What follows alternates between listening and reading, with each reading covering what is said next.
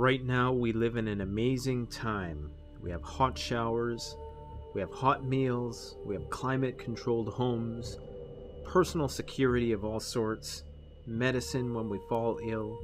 We have power tools and appliances to make our lives easier, which have simplified our daily tasks down to the mere pushing of a button, and we have more entertainment at our fingertips than we could ever hope to experience. Now, if in these times you can still not push yourself out of your comfort zone, knowing that all of these amenities await you when you come home from your run, from your sweat, from your toil, then what the hell makes you seriously think you're going to rise to the occasion when these things are taken away and when you have nothing but blood, sweat, and fears?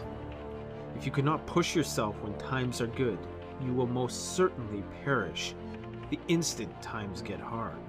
Your ability to push yourself out of your comfort zone is a testament to your mental fortitude and a predictor of your survivability when the shit hits the fan.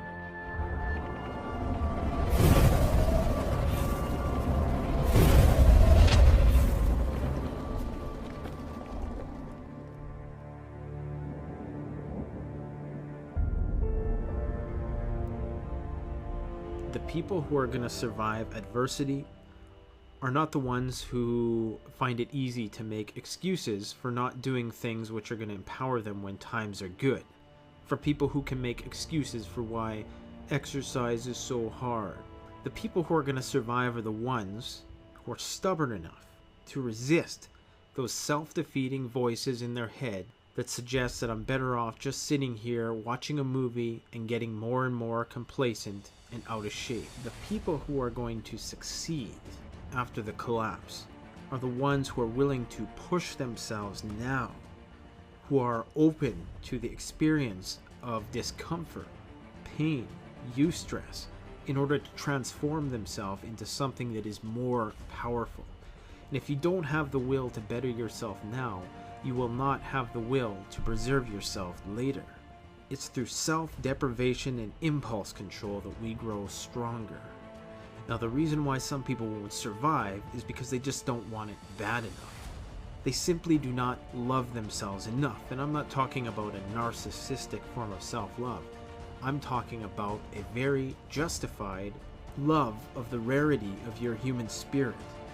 Some people treat their life as if it's an accident, as if it's some inconsequential cosmic fluke. They don't view their lives as precious enough or worth it to hone and sculpt and to maximize their potential. They're willing to just take second best. They're willing to be subjugated.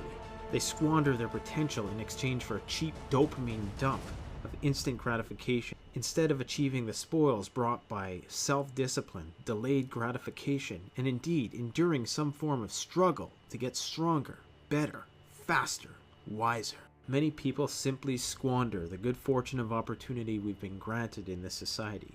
They can make all sorts of excuses as to why their lives are not better than they are, or why they can't lose weight, or they can't get in shape, and in the same breath they entertain all manner of rationalization that they'll have a fighting chance when shit hits the fan, when all they do in the here and now is avoid the fight at all costs. You have to run into the fight.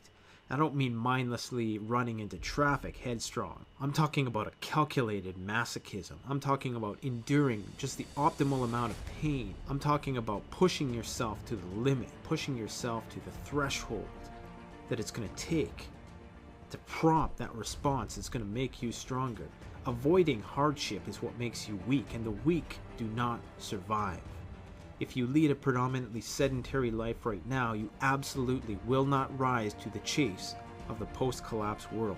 If you cannot force yourself, and I say force yourself, outside your comfort zone in any aspect of life, you absolutely will not grow. You need to understand that when you are comfortable, when things are pleasant, when things are going well, you are not growing. And I'm not saying that you cannot indulge in those times. Indeed, you must indulge in those times. You can indeed work too hard, but the reality is most people don't work nearly hard enough to push themselves into becoming what they actually could be. If and when the lights do go out, you're going to learn real fast the limitations that your lifestyle choices have dug out for you in terms of your physical capabilities. You have an opportunity right now that so few in our species ever had. You have all those amenities that I talked about. You have a real fighting chance at maximizing your potential. I'm going to share with you a secret about getting stronger and overcoming laziness and weakness and preparing for shit hits the fan.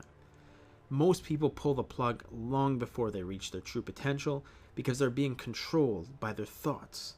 They're not at the helm of their decision making, rather their anxieties and depressions about the future and past are. They forgo the glory of self-deprivation and impulse control for cheap, instantaneous thrills that in the long term are meaningless and spiritually unfulfilling. Now, in more practical terms, the reason why people cannot lose weight and get in shape is simple. You simply don't want it bad enough. You simply do not value your life enough. Because if you really did want that sort of change, if you really did believe that you deserved that level of physical prosperity in your life, you'd be there already. But you're not. So in many cases, first and foremost, you need self-love. Now, the secret to what is referred to as beast mode is this. You need to be in the moment with your thoughts. The absolute key to pushing yourself to the outer limits of your capabilities, thus prompting change and thus triggering growth, is the total focus on the here and now. And you do this by thinking about nothing but your breathing. Your thoughts can be one of two things. They can be in the past or they can be in the future. They can be overly optimistic or they can be overly pessimistic. Seldom are they ever realistic. To be in the present is an entirely sensory experience. Now, if you are 80% in the moment and 20% in the future, then you will only ever reach 80% of your true potential. Transcendence happens when you turn off that voice in your head that says, I need to stop. Should I stop? I really want to stop. Maybe I should stop.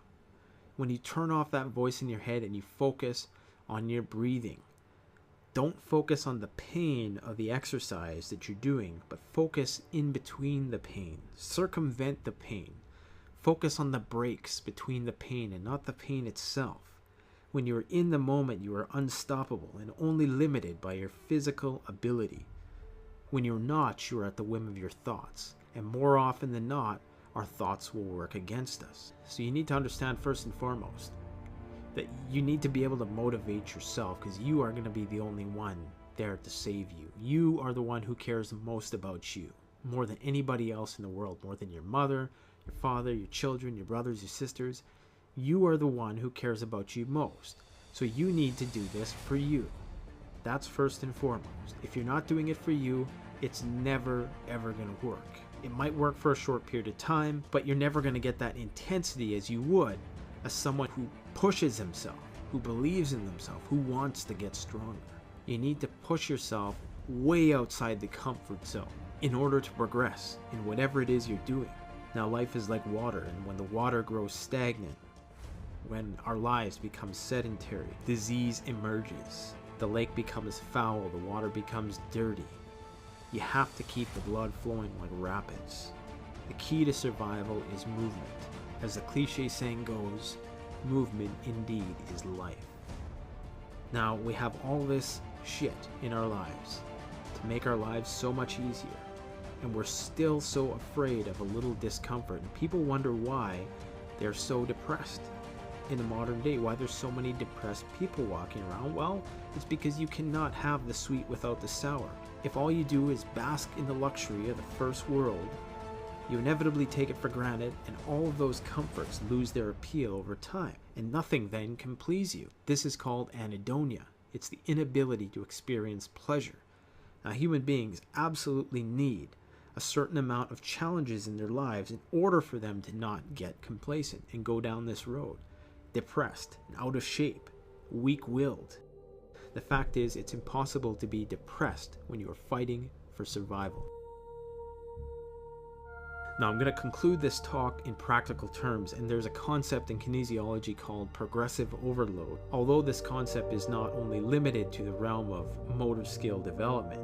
Now, the idea is that the only way to get better at a motor skill is by constantly putting the body through increasing amounts of stress. Because once your body adapts to a certain exercise, It's no longer stressful. So, what was stressful for me to do in the gym a year ago is no longer stressful today. So I need to keep raising the bar. That's progressive overload. Say, for instance, you're lifting weights and you can only lift 50 pounds for 5 reps at a certain exercise. Doesn't matter what exercise. Well, you lift that weight for several weeks until you can do it easily for 7 or 8 reps. Now it's become a relatively stress-free activity to lift that 50 pounds, and your body has stopped responding to this exercise. So it has no more reason to grow stronger. It's only by increasing the weight and constantly putting yourself under more stress that you'll be able to continue to get stronger and approach that potentiality. So once you adapt to a certain skill level, it's time once again to kick it up a notch. And this is where a lot of people fail in the gym, is that they get comfortable. They go in and they do their half an hour run on the treadmill. They're in maintenance mode. There's nothing wrong with maintenance mode if you're in reasonable shape. Some people, I understand, don't want to be G.I. Joe. But I can tell you right now, the more experience you have in challenging those negative thoughts in your head and being in the moment, there is nothing like exercise to simulate the experience of hardship. Because it's in those final moments of the run, in those final moments of the lift, in the match, whatever sport you do, where you have to dig as deep as possible to conjure up whatever energy you can to execute the task with as much precision as possible. That's when change happens. That's what distinguishes people who will survive and people who will not. So all luck aside, the people who are going to survive when the shit hits the fan are the ones who want to survive. Not just in a wishy-washy way, but in a way which is evidenced in how they've treated themselves before the collapse. Thanks for watching Canadian Prepper Hour. Check out the Canadian Preppers Network blog, an excellent resource for survivalists and preppers.